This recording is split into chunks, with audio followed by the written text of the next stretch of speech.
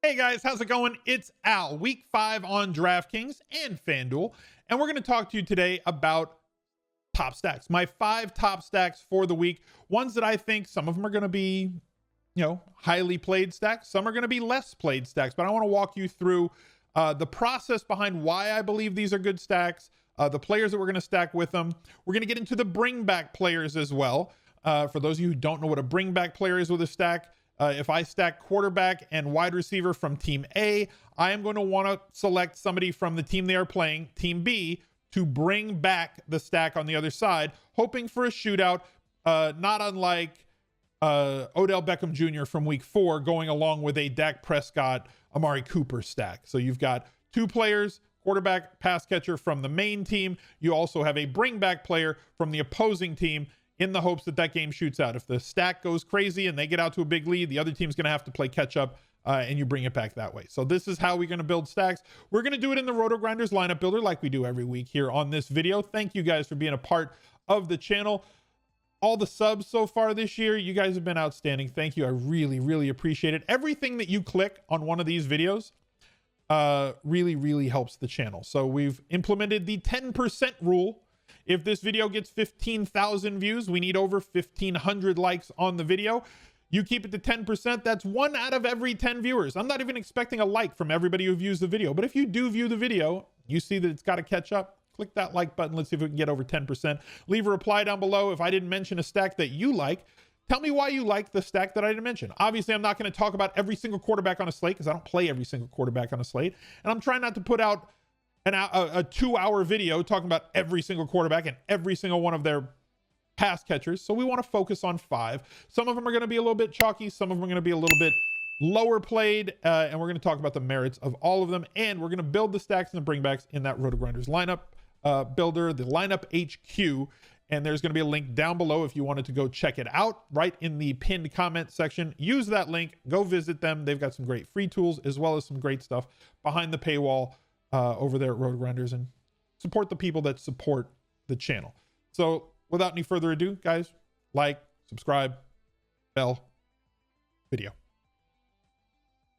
I'm going to start with Dak Prescott, if for no other reason than just respect, because if you stack the Dallas Cowboys game, aka the Fantasy Carnival, for the last 3 weeks, congratulations, you've been a millionaire.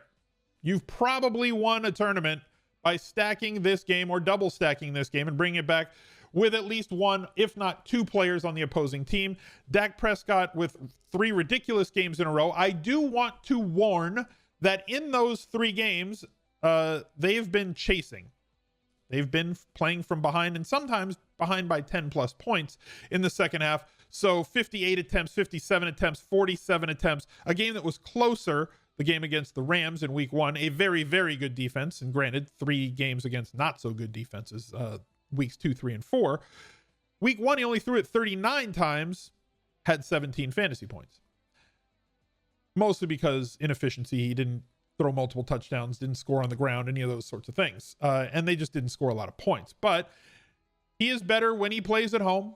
They are at home this week. They have all the weapons, and they're playing the New York Giants, who have not exactly been a phenomenal defense. And we're going to talk about the Giants as well. So while I don't expect Dak to have 450 plus yards, he should have himself a nice, efficient day on what I believe will be greater than 30 attempts in the passing game, which could mean multiple touchdowns or should mean multiple touchdowns through the air. They have one of the highest team totals on the week at 31.75. So Vegas expecting 4+ touchdowns, at least 4 touchdowns out of Dak, or out of this offense, not just Dak Prescott. So anytime you have a chance at the 300-yard bonus, anytime that you have a chance at multiple touchdowns, I'm going to want to stack that player up. So let's go over to Rotogrinders. And we're going to click on Dak Prescott. We are going to make sure that I use, in these Dak Prescott stacks, the last couple of weeks, I've been doing this, where I use exactly 2 players from the Cowboys, and then we pick the players that we want. This week, I'm going to use 1 to 2. And we've talked about how I don't typically utilize a running back with a quarterback in a quarterback stack. However, Blake Jarwin. It's going to be an every week thing. Anytime I say Blake Jarwin or anytime I say Schultz, I'm going to be a little bit sad because I have like a lot of exposure in season long to Blake Jarwin, and it makes me sad. Said Wilson, I'm not going to include him. I am going to include him. And did I X'd out Cooper, so now I got to go find Cooper again. Accidental. So I'm going to make sure that it uses 1 to 2 of all of these pass catchers, and Ezekiel Elliott is included in the pass game.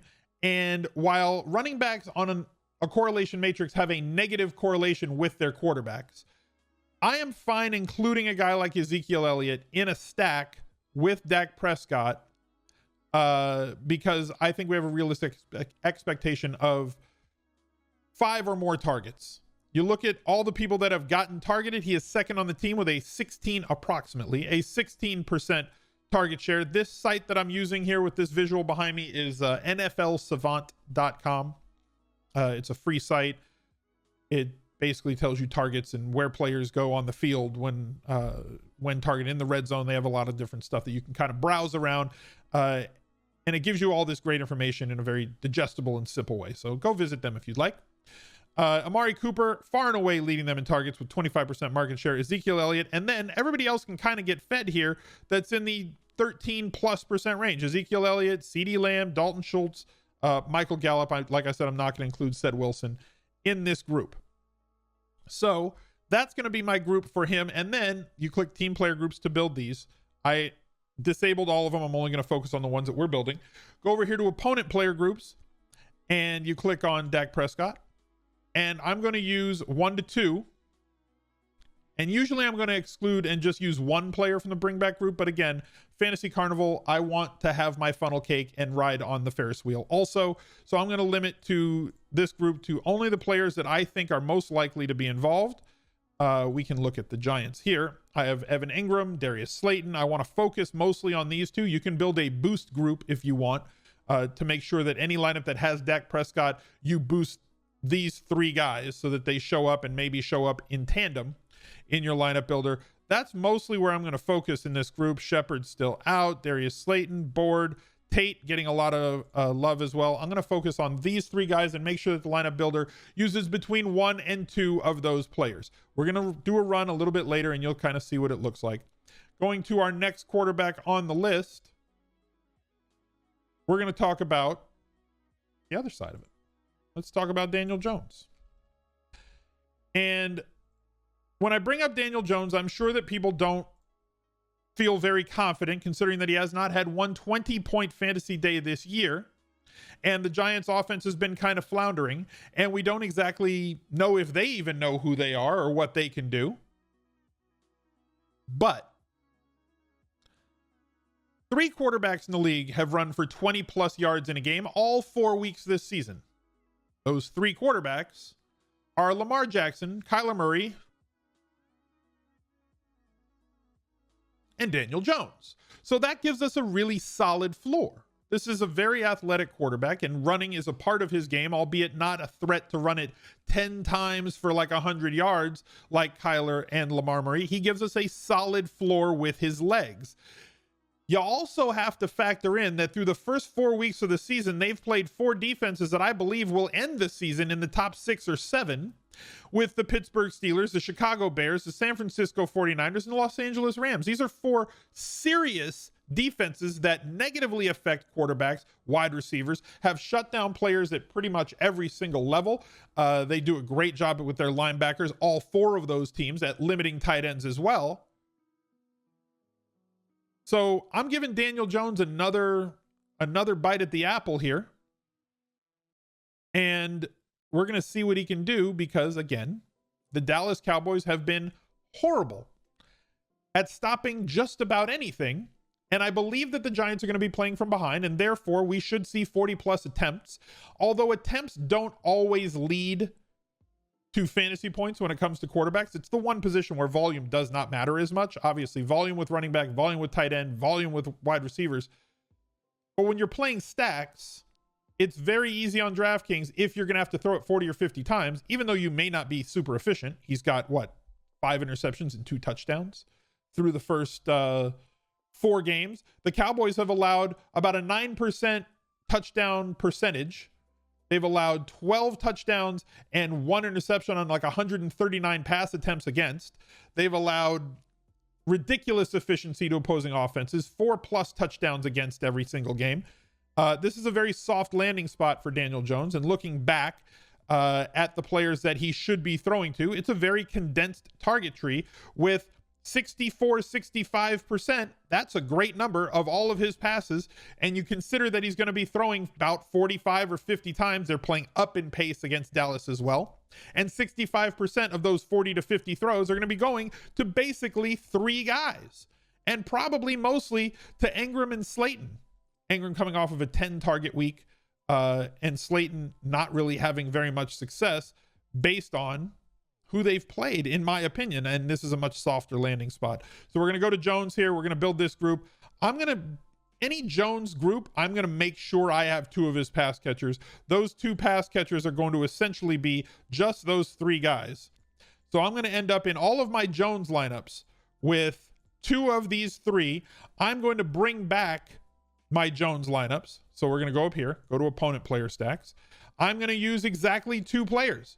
If Jones goes off, I think that the Cowboys go off. If this is a 35 to 27 point game, I think that that is well within the realm of possibilities here, and doesn't go too far out of, like last week they scored like 95 points total. I'm not expecting that, but like 60 points total is not too far over the number, which is like 56 right now. So with this Dallas group that we're going to bring back, talking about New York Giants, NYG, Jones, opposition, I am certainly going to include Ezekiel Elliott in this group, and I may boost him up. I'm going to make sure that I have exactly two players coming back, and I'm going to use the same exact, Blake Jarwin. I'm going to use the same guys that I used before. Gallup, Wilson is going to be out, Lamb. I'm going to X these guys out. So I'm going to make sure I have 2 of these guys. I'm probably going to get a lot of Ezekiel Elliott in those lineups. This is going to be a 5-man stack for me in any of my Jones. 2 of the Giants, 2 of the Cowboys coming back, and hope that the game shoots out with the Cowboys winning. If that game script plays out in that manner, these stacks have themselves a great chance to rocket all the way up the lineup sheet. And it's a late game, so you have all the PMR if the morning games don't do exceptionally well. Going to our next stack, it's going to be the cover boy, and you should probably not avoid him on pretty much any week, especially weeks where they're playing a defense where they're not going to be able to stop them. And 34.5 implied team total is the highest one on the slate. I understand also that Clyde Edwards-Helaire, or Elaire, is going to be one of the highest played, most clicked players on the entire slate, which means that if you're going to be playing Elaire, you're probably not going to be playing members of the passing game. So combinations of Mahomes and 1, if not 2 of his pass catchers are going to be less common in a game like this. And judging by how often they're using that little touch pass, the bloop pass, right? Where like they're in the pistol around the goal line, inside the 5-yard line, and they send either Mecole Hardman or Tyreek Hill in motion on a jet sweep, and they snap it to him in the pistol, and he goes bloop. Receiver takes it and goes the other way. That play is great for a lot of different reasons. It holds linebackers. If they commit inside, he bloops it and they get outside with speed. If they motion outside, he doesn't bloop it and he hands it off to CEH and he goes inside where there should be less traffic. It's great for efficiency for the team, great for efficiency for scoring, and for the wide receivers, they're getting high leverage touches around the goal line that wide receivers don't typically get. So it makes Patrick Mahomes also have 3-4 touchdown upside anytime he takes the field, or increases that upside anytime he takes the field. So looking over at the Kansas City target tree, nothing shocking here. Kelsey, Hill, Watkins, Elaire with 13.7% of the targets. I'm probably not going to include Elaire in the stacks with him. I'm probably going to focus on those 3. If you want to go with Robinson, if you want to go with Mecole Hardman and his 10%, fine, but I don't think that Mecole Hardman is somebody that I want to include in this stack, but I get it because any week he can be a tournament winner, but I just don't think that the volume supports it. So for me, when I'm building these stacks with Patrick Mahomes, I'm going to use 1 to 2. This is the bring back stack. I'm going to use Patrick Mahomes. I'm going to use 1 to 2 I'm not going to put CEH in this group. He's just on that fringe. If he was over 15% of the target market share, or if you project him this week, because he really didn't have targets in week 1. If you say, you know what, moving forward, I think he's a 16% target guy, then go ahead and include CEH in those Patrick Mahomes groups. I'm going to X him out for the purpose of this video. I am going to keep Kelsey. I am going to keep Sammy Watkins, who, granted, I don't really play him all that much. And I'm going to X out Mecole Hardman. I understand if you want to keep him in there. You want to build him in your groups? Go ahead. You don't have to do it exactly the way I do it. I'm just walking you through the process here. Yes, this offense is completely stacked, and they're this good for a reason. So I'm going to go with 1 to 2 of Kelsey, Watkins, Hill, and I can adjust this. I never run lineups once on the lineup builders that I use. So I run it, and then I'm meticulous about checking the quarterback groups, how it's building those groups. I don't want to just have exposure to one wide receiver if I'm building groups like this, because Kelsey can have a 2-touchdown game, Sammy Watkins can have a 2-touchdown game, or Tyreek Hill could have a 2-touchdown game.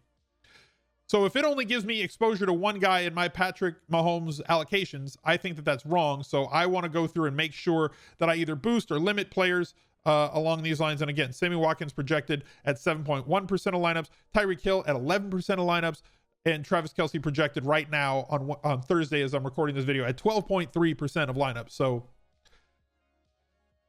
because Hilaire is going to be projected much higher. Our bring back group with this, you pick Patrick Mahomes. I'm going to pick one of the opposing team.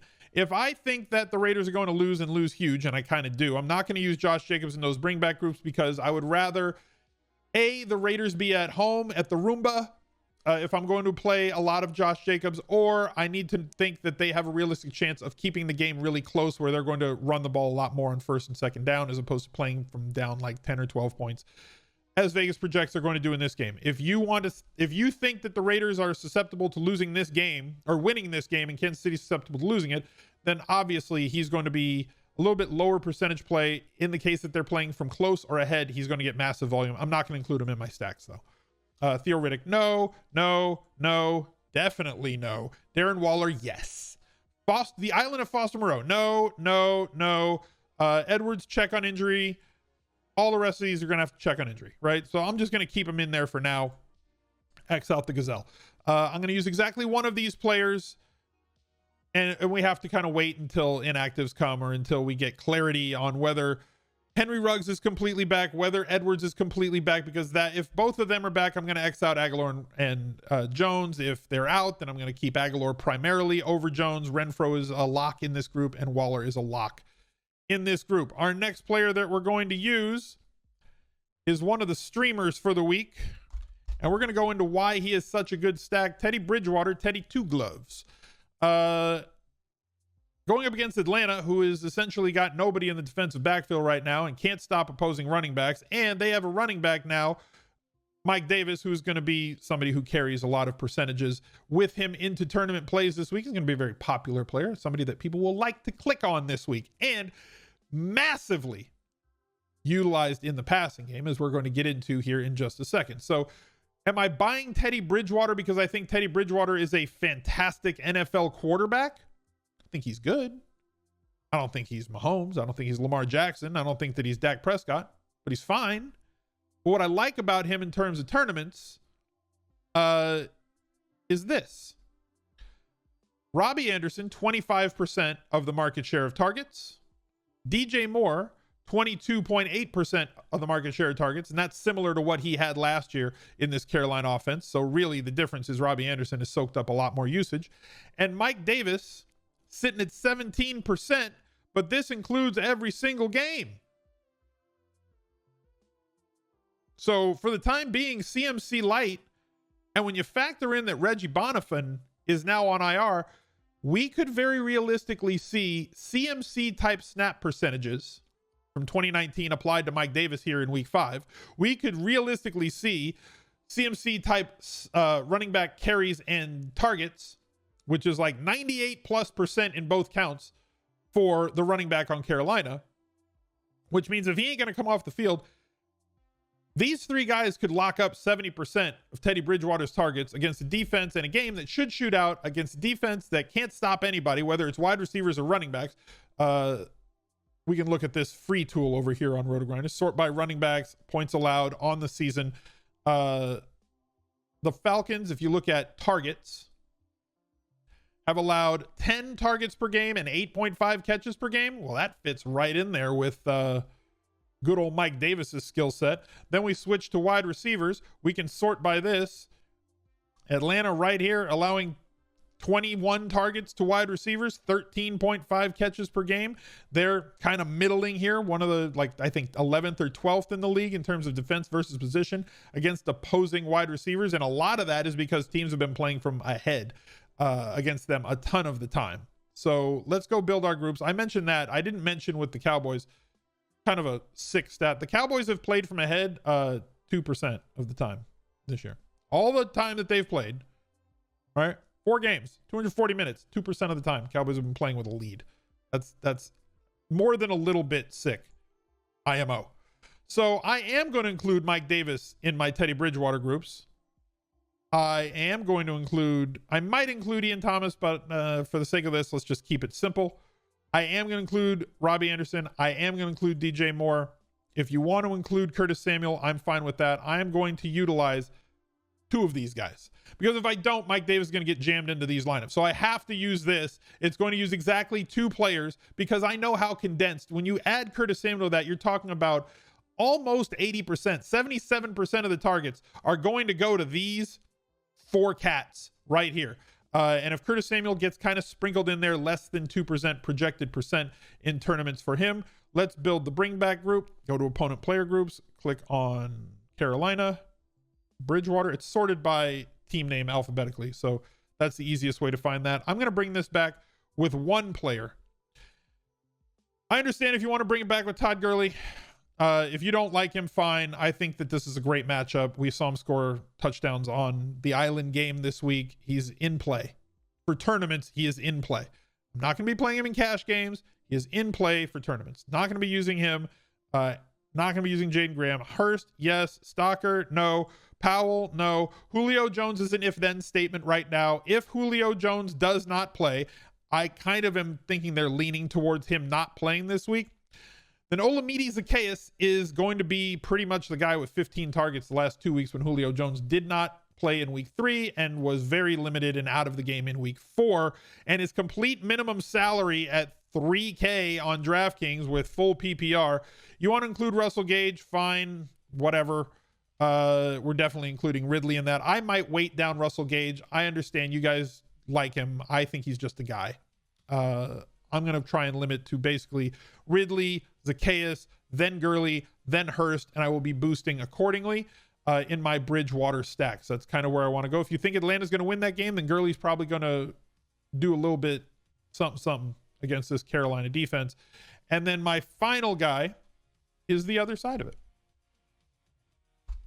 I think that this game is a very sneaky shootout, and Matt Ryan has a chance to get himself 300 yards. He has absolutely torn up this Carolina defense. In their last 9 meetings, he has either topped the 300-yard bonus on DraftKings, or in the other 3 matchups, he's 6 out of 9, he has reached 300 yards. In the 3 that he didn't, he had multiple touchdowns. This game being played in Atlanta, Carolina's defense ill-equipped to stop anybody. So is the Falcons defense. If you ask me, we have 2 very talented offenses playing against 2 defenses that can't stop anything, right? So this has a chance to really, really, really be a great game in terms of touchdown expectation, yardage expectation, possibly going over the total, with the vast majority of games in the NFL going over the total this year.